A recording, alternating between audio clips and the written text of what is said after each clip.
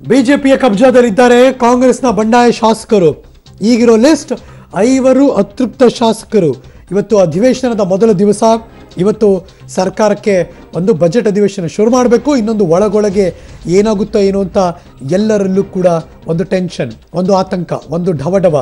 ಅತೃಪ್ತ ಶಾಸಕರು ಅಧಿವೇಶನಕ್ಕೆ ಬರಲ್ಲ ಅನ್ನುವ ಒಂದು ಹಿಂಟ್ ಸಿಗ್ತಾ ಇದೆ. ಅದನ್ನು ಮೀರಿ ಏನು ಬೆಳವಣಿಗೆ ಆಗುತ್ತೋ ಗೊತ್ತಿಲ್ಲ. 5 ಅತೃಪ್ತ ಶಾಸಕರು ಆಸ್ ಎಕ್ಸ್ಪೆಕ್ಟೆಡ್. ಗೋಕಾಕ್ನ ಶಾಸಕರಾದ ರಮೇಶ್ ಜಾರಕಿಹೊಳಿ, ಚಿಂಚೋಳಿಯ ಶಾಸಕರಾದಂಥ ಉಮೇಶ್ ಜಾಧವ್, ಅಥಣಿ ಶಾಸಕ ಮಹೇಶ್ ಕುಮಟಳ್ಳಿ, ಬಳ್ಳಾರಿ ಗ್ರಾಮೀಣ ಭಾಗದ ಶಾಸಕ ಬಿ ನಾಗೇಂದ್ರ, ಕಂಪ್ಲಿ ಶಾಸಕರು ಇವರಂತೂ ಪತ್ತೆನೇ ಇಲ್ಲ, ಇಲ್ಲಿದ್ದಾರೆ ಅಂತ ತುಂಬ ದಿನಗಳಿಂದ.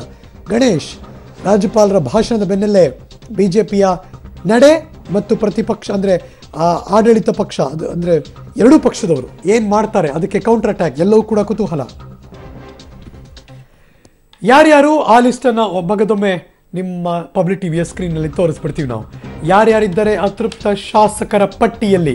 ಇವತ್ತು ಅತೃಪ್ತ ಶಾಸಕರು ಅಧಿವೇಶನಕ್ಕೆ ಬರಲ್ಲ ಅನ್ನೋ ಸುದ್ದಿ ಸಿಗ್ತಾ ಇದೆ. ಯಾಕೆಂದರೆ ಪಬ್ಲಿಕ್ ಟಿವಿ ಕ್ಯಾಮ್ರಾ ಈಗಾಗಲೇ ವಿಧಾನಸೌಧದ ಪಕ್ಕ ಇರುವಂತಹ ಶಾಸಕರ ಭವನಕ್ಕೆ ಹೋಗಿದ್ವಿ.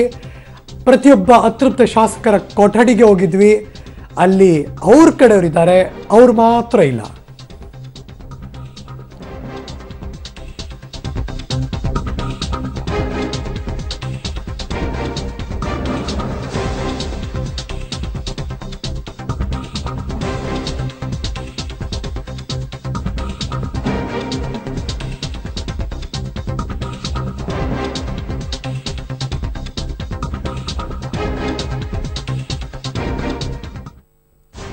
ಈ ಕ್ಷಣ ನೀವು ನೋಡ್ತಿರುವಂತಹ ಬ್ರೇಕಿಂಗ್ ನ್ಯೂಸ್. ಗೋಕಾಕ್ನ ಶಾಸಕ ರಮೇಶ್ ಜಾರಕಿಹೊಳಿ, ಚಿಂಚೋಳಿ ಶಾಸಕ ಉಮೇಶ್ ಜಾಧವ್, ಅಥಣಿ ಶಾಸಕ ಮಹೇಶ್ ಕುಮಟಳ್ಳಿ, ಬಳ್ಳಾರಿ ಶಾಸಕ ನಾಗೇಂದ್ರ, ಕಂಪ್ಲಿ ಶಾಸಕ ಗಣೇಶ್, ಇಷ್ಟು ಜನ 5 ಶಾಸಕರು ಅಧಿವೇಶನಕ್ಕೆ ಬರೋದು ಬಹುತೇಕ ಅನುಮಾನ. ಏಕೆಂದರೆ ಸಾಮಾನ್ಯವಾಗಿ ಈ ಥರ ಅಧಿವೇಶನ ನಡೆದಾಗ ಹಿಂದಿನ ದಿನ ದೂರ ಅಫ್ಕೋರ್ಸ್ ಇವರೆಲ್ಲರೂ ಮುಂಬೈ ಕರ್ನಾಟಕದ ಪ್ರಾಂತ್ಯದವರು, ಅವರೆಲ್ಲರೂ ಕೂಡ ಬಂದು ಸೆಟ್ಲ್ ಆಗಿರ್ತಾರೆ. ಆದರೆ ಈ ಕ್ಷಣ ನೋಡಿದ್ರೆ ಅವ್ರು ಯಾರು ಕೂಡ ಬಂದಿಲ್ಲ ಅನ್ನೋದು ಮಾಹಿತಿ ಬರ್ತಾ ಇದೆ. ಲೆಟ್ ಮಿ ಗೋ. ನನ್ನ ಸಹೋದ್ಯೋಗಿ ಪೊಲಿಟಿಕಲ್ ಬ್ಯೂರೋಯಿಂದ ಸೀನಿಯರ್ ಸ್ಪೆಷಲ್ ಕರೆಸ್ಪಾಂಡೆಂಟ್ ವಿಧಾನಸೌಧವನ್ನು ತಲುಪಿದ್ದಾರೆ. ರವೀಶ್ ನೇರ ಸಂಪರ್ಕದಲ್ಲಿ ಜಾಯ್ನ್ ಆಗ್ತಿದ್ದಾರೆ. Very good morning Ravish. 10 ಗಂಟೆ 8 ನಿಮಿಷ, ಹತ್ತತ್ರ ಇನ್ನು 52 ನಿಮಿಷ ಮಾತ್ರ ಬಾಕಿ. ಇಷ್ಟೊತ್ತಿಗಾಗಲೇ ಬೇರೆ ಸಂದರ್ಭದಲ್ಲಿ ಅಧಿವೇಶನ ಅಂದಾಗ ತುಂಬ ಜನ ಸೆಟ್ಲ್ ಆಗಿರ್ತಾರೆ ವಿಧಾನಸೌಧಕ್ಕೆ ಬಂದು. ಅಬ್ಬಬ್ಬಾ ಅಂದರೆ ಬೆಂಗಳೂರಲ್ಲೂ ಸೆಟ್ಲ್ ಆಗಿರ್ತಾರೆ. ಇವಾಗ ಏನು ಮಾಹಿತಿ ಸಿಗ್ತಾ ಇದೆ ನಿಮ್ಮ ಕಡೆಯಿಂದ? ಆ ಎಲ್ಲ ಅತೃಪ್ತ ಶಾಸಕರು ಬರ್ತಿದ್ದಾರಾ, ಇಲ್ಲ ಸ್ಟಿಲ್ ಎಲ್ಲರೂ ಕೂಡ ಒಂದು ರೀತಿ ಕುತೂಹಲದಿಂದ ನೋಡೋ ಹಾಗಾಗೋಗಿದೆಯಾ, ಏನಾಗುತ್ತೋ ಏನೋ ಅಂತ?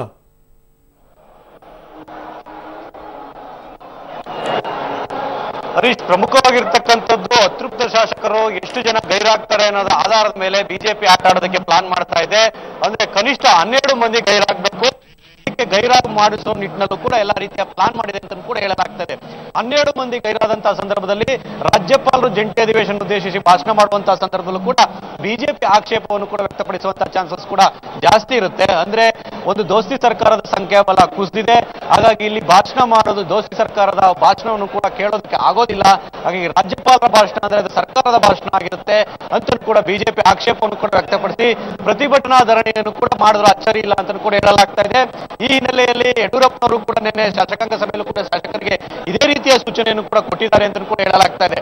ಹಾಗಾಗಿ 12 ಮಂದಿ ಅಧಿವೇಶನಕ್ಕೆ ಗೈರಾದಂತಹ ಸಂದರ್ಭದಲ್ಲಿ ಆಗ ಬಿಜೆಪಿ ಆಕ್ಷೇಪವನ್ನು ವ್ಯಕ್ತಪಡಿಸೋದಕ್ಕೂ ಕೂಡ ಪ್ಲಾನ್ ಮಾಡ್ತಾ ಇದೆ. ಯಾಕೆಂದ್ರೆ ಈಗಾಗಲೇ ಒಂದು ದೋಸ್ತಿ ಸರ್ಕಾರದ ಸಂಖ್ಯೆ ಸ್ಪೀಕರ್ ಸೇರಿ 118 ಇದೆ. ಹಾಗಾಗಿ 12 ಮಂದಿ ಗೈರಾದಂತಹ ಸಂದರ್ಭದಲ್ಲಿ ಅವರ ಸಂಖ್ಯೆ 106ಕ್ಕೆ ಕುಸಿಯುತ್ತೆ. ಹಾಗಾಗಿ ಎಲ್ಲೋ ಒಂದ್ ಕಡೆ ಈ ಒಂದು ಪ್ಲಾನ್ ಅನ್ನು ಕೂಡ ಮಾಡಿಕೊಂಡು ನಾವು ಕೂಡ 106 ಬಲ ಸಂಖ್ಯೆಯಲ್ಲಿದ್ದೇವೆ, ಅವರು ಕೂಡ 106 ಬಲ ಸಂಖ್ಯೆಯಲ್ಲಿದ್ದಾರೆ. ಹಾಗಾಗಿ ಇದು ಹೇಗೆ ಸಂಖ್ಯಾಬಲ ಅವರ ಪರ ಇರುತ್ತೆ ಅಂತ ಕೂಡ ಆಕ್ಷೇಪವನ್ನು ವ್ಯಕ್ತಪಡಿಸಿ ಒಂದು ರೀತಿಯಲ್ಲಿ ಧರಣಿ ಮಾಡುವಂತಹ ಚಾನ್ಸಸ್ ಕೂಡ ಜಾಸ್ತಿ ಇರುತ್ತೆ ಅಂತ ಕೂಡ ಹೇಳಲಾಗ್ತದೆ. ಒಟ್ಟಾರೆಯಾಗಿ ಕಾಂಗ್ರೆಸ್ ಮತ್ತೆ ದೋಸ್ತಿ ಜೆಡಿಎಸ್ ಕೂಡ ಆ ಒಂದು ಶಾಸಕರುಗಳನ್ನ ಸದನಕ್ಕೆ ಕರೆತರುವುದಕ್ಕೆ ಕೂಡ ಸರ್ಕಸ್ ಮಾಡ್ತಾ ಇದೆ, ಪ್ರಯತ್ನ ಮಾಡ್ತಾ ಇದೆ. ಅದು ಎಷ್ಟರ ಮಟ್ಟಿಗೆ ಸಕ್ಸಸ್ ಆಗುತ್ತೆ ಅನ್ನೋದು ಕೂಡ ಕಾದ್ ನೋಡ್ಬೇಕಾಗಿದೆ. Harish, thank you so much Ravish, ಈ ಕ್ಷಣದ ಮೊದಲ ಮಾಹಿತಿ ಕೊಟ್ಟಿದ್ದಕ್ಕೆ.